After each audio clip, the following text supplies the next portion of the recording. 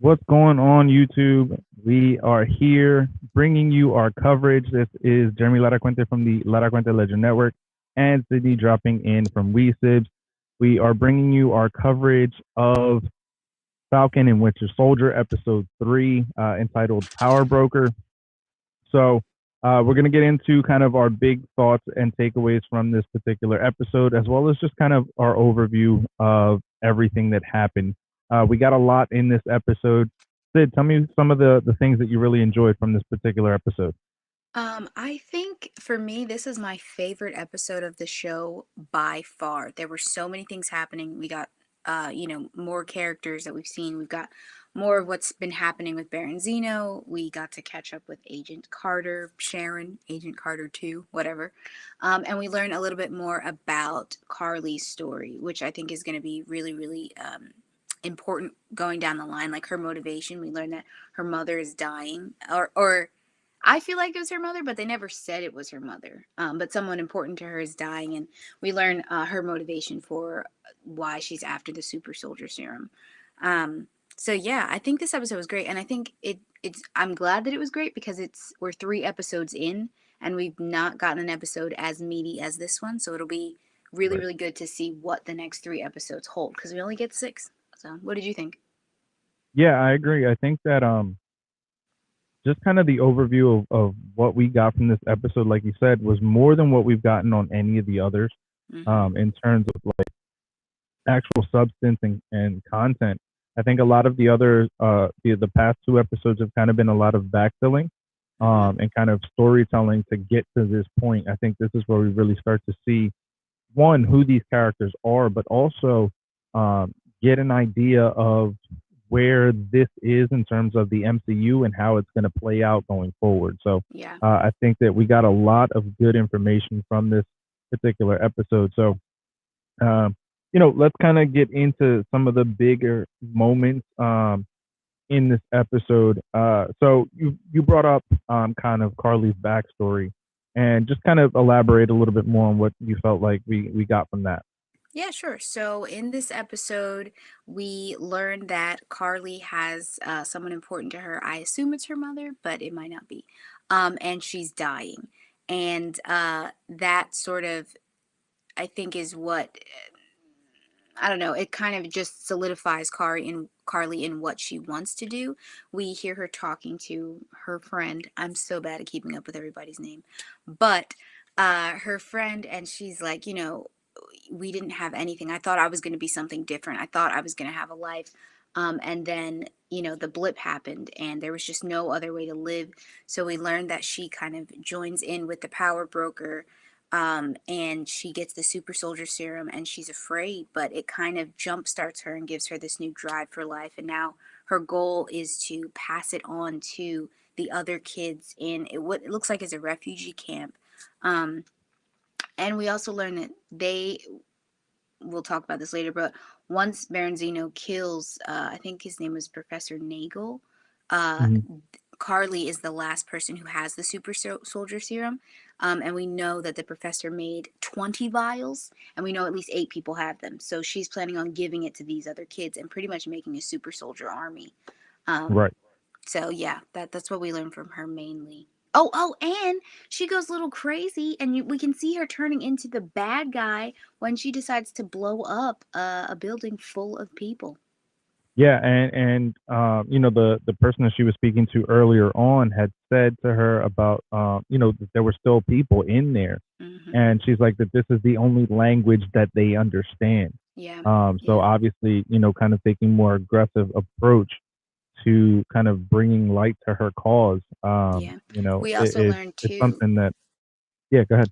Oh, I was going to say, we also learned too in this episode that I think throughout the last couple of episodes, it's been implied that she's working for the power broker, but it turns out she's running from him. They've got some beef going, and now she's not worried because she's the only person who has what he wants, which is the super soldier serum. So it'll Right. be interesting to see what exactly happened between her and him to make her be at odds with him and be on the run. Yeah, I mean, well, the Professor Nagel or Dr. Nagel, whatever his name was, he said that she stole the vials of the super Mm, soldier serum. So that's, the power broker, obviously, that's a huge thing and a huge asset for him to have. mhm. And in order for him to kind of remain in that power position, he's going to need to have that super soldier serum, because otherwise that makes someone else besides him more powerful. And Yeah. obviously this is kind of a shadow figure we would see in the bar scene where Zemo, and Sam is pretending to be this Conrad Mack, aka the Smiling Tiger. Bucky is getting back into that kind of Winter Soldier mentality, and they would basically ask, Sam would ask Zemo if he knows the Power Broker, and he says only by reputation. So this is clearly a kind of a shadow figure who has Mhm. very intimidating ways of kind of announcing himself and putting himself in positions of power, no pun intended.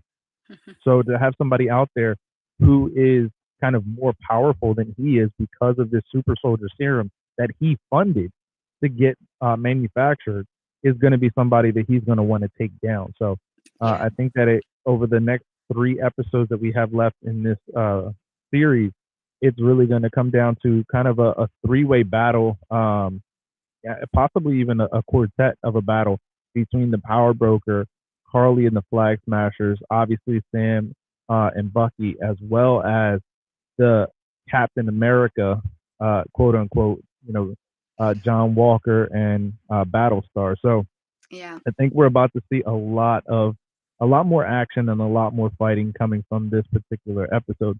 Now, Yeah. one of the main big takeaways that I kind of saw from this particular episode was we would actually hear from Dr. Nagel, or Professor Nagel, whatever his name is, that um, you know he was brought in by the CIA to kind of recreate and study the super soldier serum. And Yeah. he was finally able to kind of boil it down to its kind of genetic markers.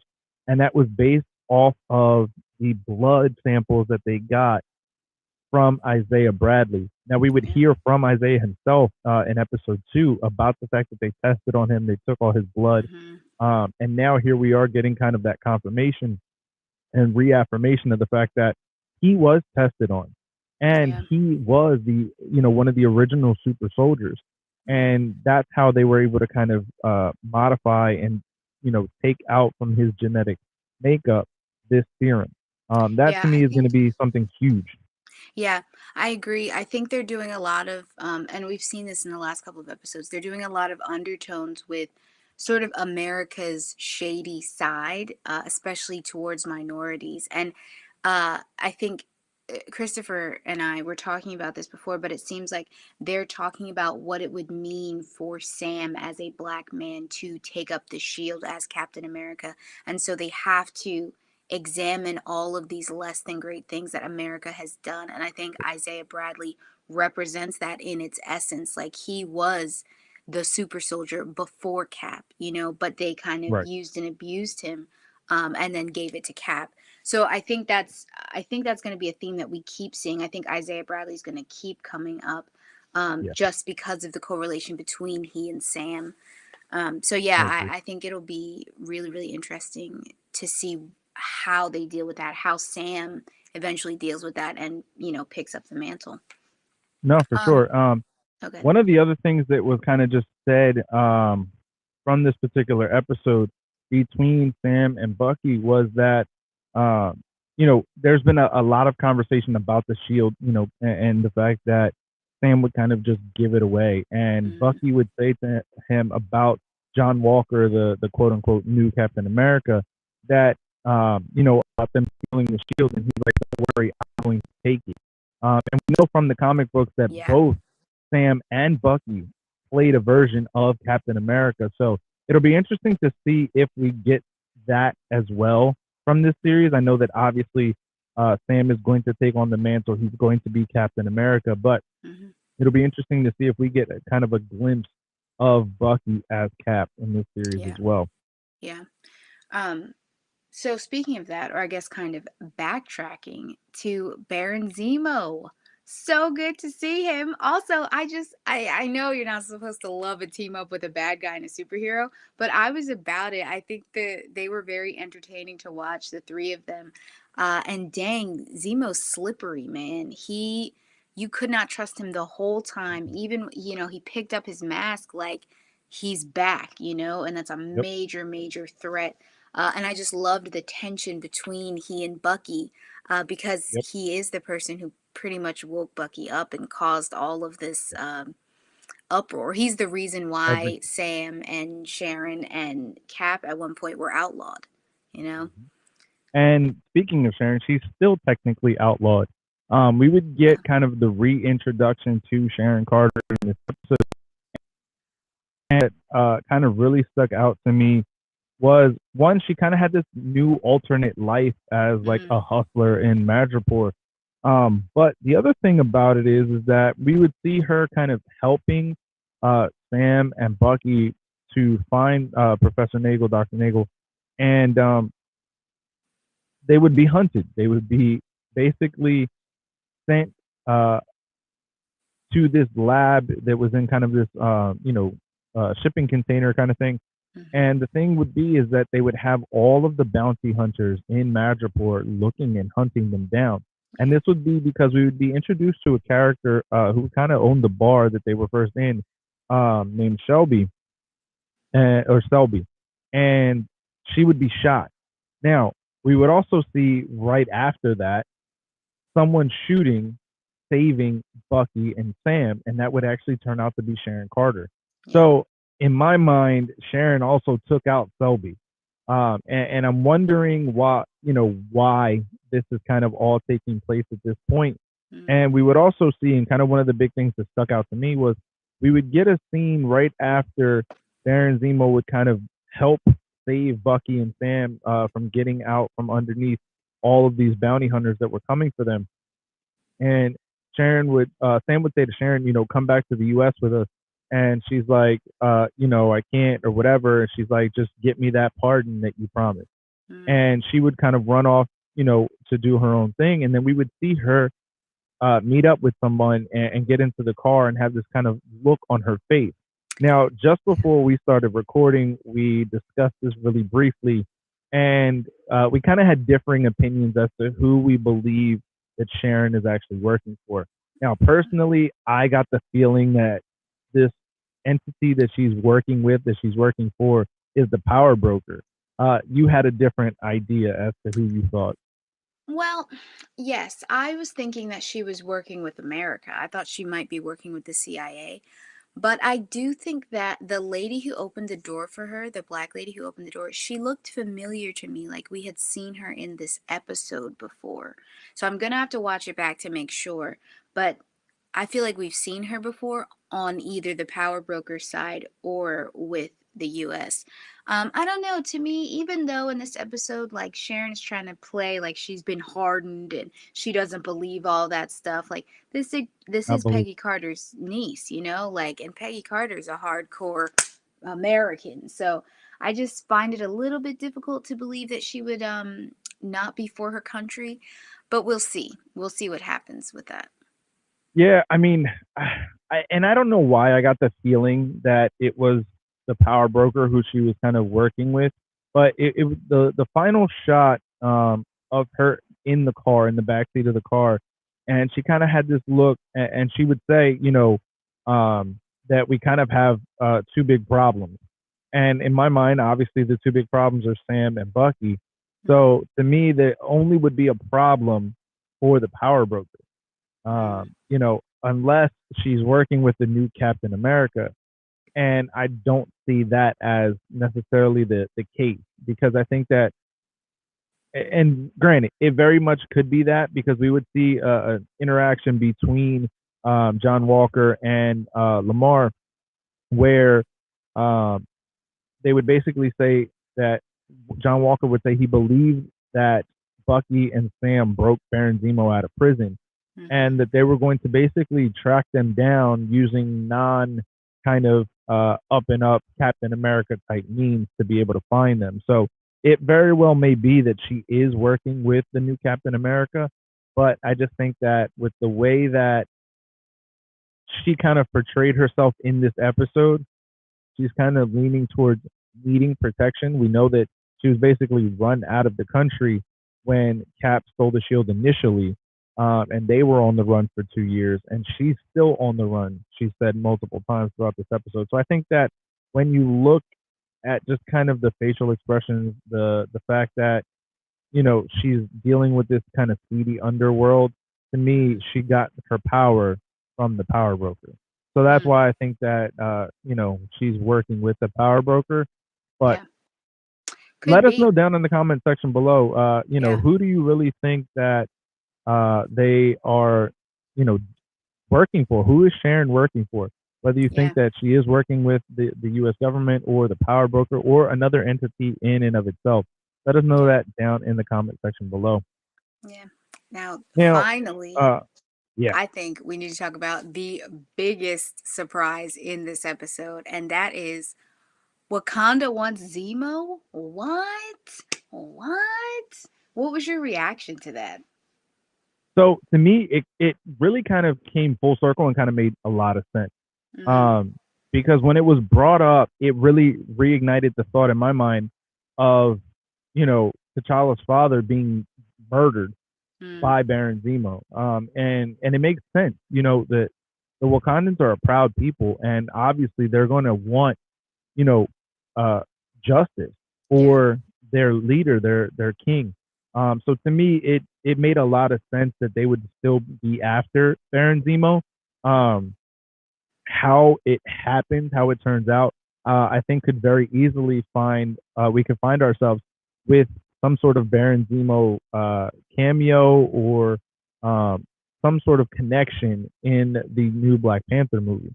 Now, Mm, obviously, with the loss of Chadwick Boseman, mm. things are kind of changing and being different now. But I think that overall, we're probably going to see something of Baron Zemo within the next Black Panther movie. I think so. I think you're right. I think Wakanda has a beef. They have a grudge to settle. It's just crazy because I really wasn't expecting it. Even though Bucky has said time and again how much he likes Wakanda and how much he has these deep ties there, and that's where he finally found some peace and whatnot. Right. Oh, and his arm is made of vibranium now, so Mhm. it makes sense. But yeah, I think that's really cool. I love the potential for that to maybe get some people from Wakanda in this episode. Yeah, it's a happy Now, sad thing because we'll miss Chadwick Boseman, but yeah, it'll be really cool to see what happens with that. yeah. Now, at the end of this episode, we would actually see Bucky say he's going to take a walk when Baron, Sam, and himself would kind of reach their destination, Yeah. and Bucky would find kind of these little metal pellets. It almost looked like, but Mm-hmm. they kind of had like a ringing to them, as well as some like engravings to them. Mm-hmm. And then he would kind of shout out, um, you know, that he was. I have it in my notes here, but He was like waiting for them. Oh, that's interesting too. Bucky says that he was something along the lines of he was waiting for them to show up. So he right. must have So had some inkling that they were coming. right, and the woman that he would see, and we would see in the closing moments of this episode, would be a woman with bald head, and we know that the Wakandan women would have their head shaved. So Mm-hmm. it very easily could have been that someone from Wakanda was here now, especially because Baron Zemo was out. So I think that we very easily could be getting some very serious implications to Wakanda and to Black Panther 2 Yeah. from this particular show. Yeah, yeah, I agree. I'm excited. I'm excited. This was the best episode, hands down, of this show so far. Agreed. And it's actually like relit my enthusiasm for the show. Because I was like, we're getting kind of slow. Like, I love it, but like, but now Yeah. I'm like, okay, like, I'm ready for the next three. It's crazy. It's only 6 episodes, especially with WandaVision being 9. But I guess, these are hour long as opposed to WandaVision's like 45-minute long episodes. Right. Now, the other thing that I really find interesting in kind of getting through the last of this, because we're now at the midway point, and this was obviously the most action packed episode. And I think that from here, it's only going to become more action packed. And I think that Mm-hmm. from this show is going to kind of lead into some of the others. And we know we still are getting a Loki show from Disney Plus, I believe, this year. But this is going to be a very, very fun kind of final three episodes to kind of close out this particular show. So obviously, we'll come together again for the finale, kind of seeing where everything has kind of culminated. But here we are at the mid-season point. We want to hear from you guys. Let us know your thoughts on the Falcon and the Winter Soldier, the first three episodes, the first half of the season, essentially. Let us know. We know that WandaVision kind of culminated after one season. It's not really going to be another season. But let us know if you think that there will be a second season of Falcon and the Winter Soldier. Say, what are your thoughts? Do you think we're going to get a second season out of this? I don't know. I don't think so. I think Marvel is doing this new thing where they're just doing one-off seasons of shows, like miniseries in between the major movies as connective tissue. But I don't think they're trying to make them like episodic in terms of like season one, season two, season three. So Yeah, no, I don't think we're gonna get a second season. I I think we're agree. just gonna I get a don't little think that. glimpse into their lives and then be out. Yeah, because I think that, it, and I, what I'm about to say is probably going to sound really disrespectful, but it almost feels as they're filler episodes Mm, between the major motion pictures, yeah. and not filler in the sense of just kind of throwing something for us to see, but like genuinely giving us legitimate information and kind of really intertwining and linking everything together. But it almost feels as if these are kind of here, take this, so we can kind of hold you over to the next big picture. Yeah. Um, and we know that obviously with the pandemic, a lot of things got reshuffled. Mm-hmm. We were supposed to have already gotten this particular, show, as well as the Black Widow movie that's set to come out, Yeah. and the Eternals movie that was supposed to come out as well. So we know that they kind of had to retool, reshuffle their lineup a bit. But this to me is going to be, and as well as the Loki show, because I think that's going to also be just a one season kind of deal, Mm-hmm. is really filling in the gaps for kind of where we're going next. Yep. So I think that it's been a very, very fun show. Like we said, I think that it's been very clear by both of us that this was the best episode to date, and I think that it's only going to get better from here. Yep. I agree. All right, guys. So this has been our full-fledged review of episode 3 of the Falcon and Winter Soldier, entitled Power Broker. Let us know your thoughts, your feelings on this show down in the comment section below. If there's more coverage that you want to hear from the Laracuente Ledger Network and or Sibz, make sure you leave that down in the comment section below as well. And if you are interested in baseball, I've been covering it live for the last two nights, and we're going to keep it going for the entire season, midnight to 1 a.m., so we can kind of cover the early games on the East as well as the late games on the West. And if you have any interest, desire in joining us here at the Laracuente Ledger Network, make sure you reach out to us at our email address at ledgernation@laracuenteledger.com using the subject line Ledger Expansion. We're looking to bring in new content creators with a passion and a love for anything. So just reach out to us, and we will be glad to reach out and kind of collaborate with you guys. So once again, guys, thanks for tuning in. Sid, let's take it out. Yeah, guys, that's all we have. Thank you so much for watching. As always, don't forget to like this video if you like this video, subscribe, and click the bell so you can be notified of all things Laracuente Ledger and Sibz. And yeah, we'll see you next week. Bye.